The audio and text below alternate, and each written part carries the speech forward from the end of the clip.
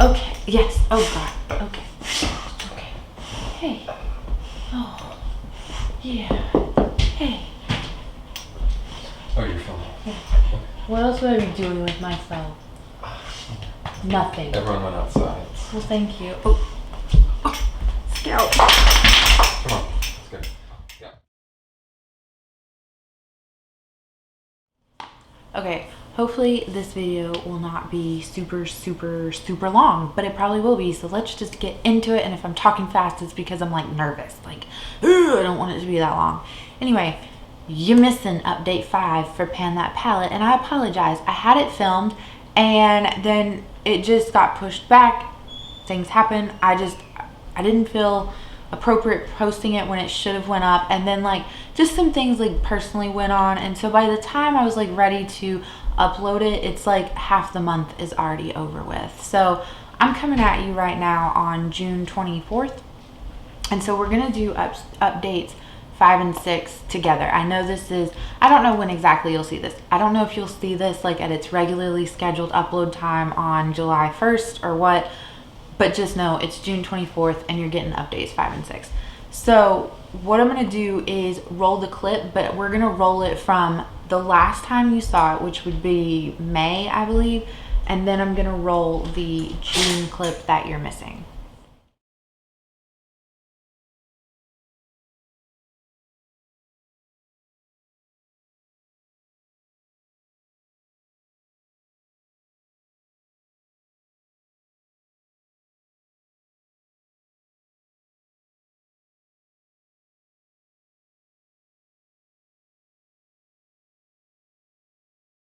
Okay, so now here's what the palette is looking like after 6 months of usage.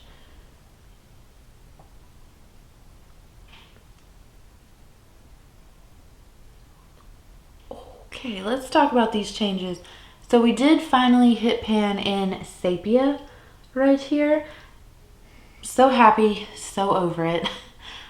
Sepia, it's not a bad color, but it just like, I don't know, it's such a warm brown and it's really pretty, but I made that like my daily transition shade until I hit pan on it, and so that really dictated just how warm the look was gonna be, and it just, I was over it by that point. I don't think it's smart to continue doing things in that way where it's like, I'm gonna make this my daily transitions shade. I feel like maybe going forward picking like a few shades to focus on, but it's neither here nor there. We've had pan on Khaki. You'll notice that Lilac is gone. So if you'll recall in the clip I just showed you, it had pan on the 5th month update. So Lilac was like a very light purple shade, and I would try to use it like as a transition shade, especially when I was playing around with like Orchid and Wisteria, but it would just blend away into nothing. Like there would be nothing there, no pigment whatsoever. So I actually just started using Lilac as my all over like set down my lid shade, and even though it had like the teensiest purple tint to it, like it wasn't enough to even notice that I wasn't using a matte cream. Like been using that for like the past two months now. So yeah, finished that one off pretty easily. Glad it's gone. Let's see. I was trying to hit like corner side pan on Copper, and I just wasn't able to accomplish that. I think the pan on Apricot has expanded maybe just a little bit. Blush is still hanging around. It's still in that Franken pan. I didn't grab it to bring it in here with me, but honestly, I haven't touched blush in like this past month, so there's no change to it. You'll notice too, I'm kind of sad about this.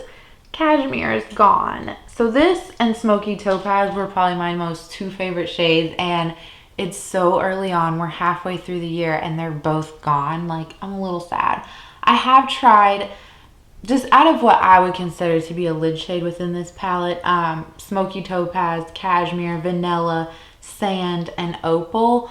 Out of all of them, these 2 were my favorite. Opal is the 3rd runner. Sand and Vanilla, I've just found that they're not bad. I just don't really like them. I think it's just, I don't think they play well with like my skin and like my hair. But this is sand. I like pre-swatched them out. And then this one is vanilla. So sand is like this very light gold color, and I have just been more into like standard golds or like yellows or like buttercuppy kind of, you know, colors like that. Or like matte yellows, not like this, like just light kind of gold color.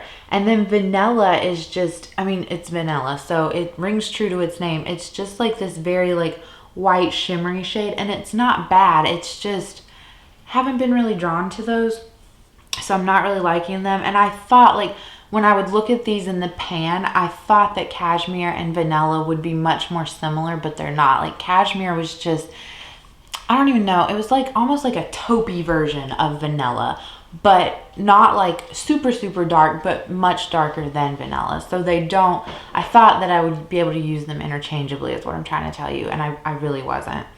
And then I did manage to hit pan on Maroon. I just continued to use Maroon in my outer corner until I hit pan. That's how I used Merlot too. I really like Maroon and Merlot both in the outer corner. So that is it as far as this palette goes. I do have to say though that I think, so I really love this palette. I think this is a great palette. If you have had like your eye on it, I do think it's nice. Now personally, I did remove 3 shades already from it, and honestly, I would remove Deep Teal, Caviar, and Indigo. So that's 6 out of here that I would remove. But compared to the Mega Pro 4, I think in the Mega Pro 4 I removed 11 shades. So 4 more shades. 6 is still a lot to remove, but either way, I still really do like this palette. I don't think I'm ready to pan it like I thought I was.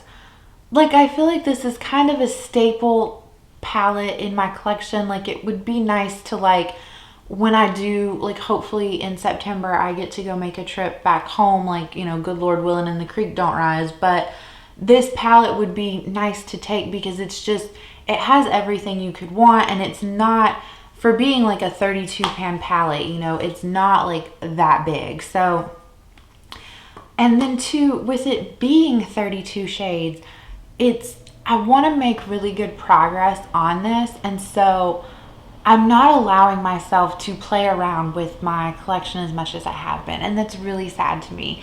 And then also, I've really been playing around more with like color and doing more like grungy type looks. Like, you know, like today I have on like grungy greens and like yellow. So I'm just not drawn to playing with this palette, you know, like this isn't, if I was still working and like going in and everything, I think this palette would be perfect to pan because it would give me so many like work appropriate looks. But since I'm at home and I can play and experiment, like that's kind of where I want to go. And then I know I've talked to like other people here like about, well, maybe pan that palette should be like a 6-month thing, like just for me personally, because then that would be like 2 palettes that I would get to really focus in on in the year. Because I love opening this up and seeing all of that love. Like, you know, it just looks like a really loved palette. And I know probably a lot of you would be like, well, you're doing pan those eyeshadows, like just don't do pan that palette. But the thing is that I really love finishing off shades. Like that to me is so fun as well. I know I just complained about it, but I knew Smokey Topaz and Cashmere were shades that I would finish off this year. I just finished them off too quickly. I enjoyed them too much, and now I don't have them and I'm missing them. You know what I mean? Okay, but I still wanted to finish them off. So anyway, I do have another palette here that we will get into. So I'm just going to tell you first, it's ABH Subculture, okay? One reason I want to pan this is because I depotted mine. I did not keep every shade from Subculture. I depotted like the dark blues and, well, there's only one dark blue, but that and those greens, they were just terrible and hard to work with. So one, it's depotted, and that to me, I tend to forget about depotted palettes. But I have been, I started letting subculture live on my vanity for that reason, and I have just been drawn to using it, like so much so that I have to stop myself and be like, Haley, stop, you cannot use subculture again today. So I think that says something. It's, again, it's that grungy, like fall-esque color story that I've just really been into. But two, I made some purchases. I do have them with me, actually. I made some purchases online because June was a rough month, and we'll get into purchases later. But I had bought the Uma Beauty Black Magic Allure palette, and this is very reminiscent to subculture to me. And then I also made an order from Dandelions, which is an Etsy brand. My very good friend Laura Force got me turned on to them. But I ordered their like little 9-pan and then 3 shimmer shades from them. So you can see in here like the subculture vibes too. And then I thought, I was told that my Kaleidos order had been lost, and then that showed up today. So I have the Sci-Fi Green palette. So you see, like, I have 3 other palettes that have that same color story as subculture. So that's another reason to pan it. And then the other thing too is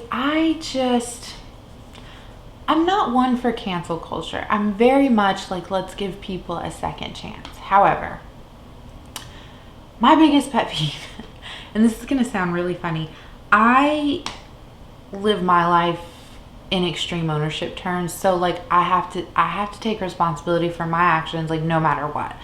And I feel like if that's how I live my life, then I can hold other people to that standard too. You can either agree or disagree. That's not what the point of this is. I'm just here to tell you, I don't think the way that ABH treated the influencer that they were like recently trying to work with, I don't think they treated her well at all, and that really upsets me.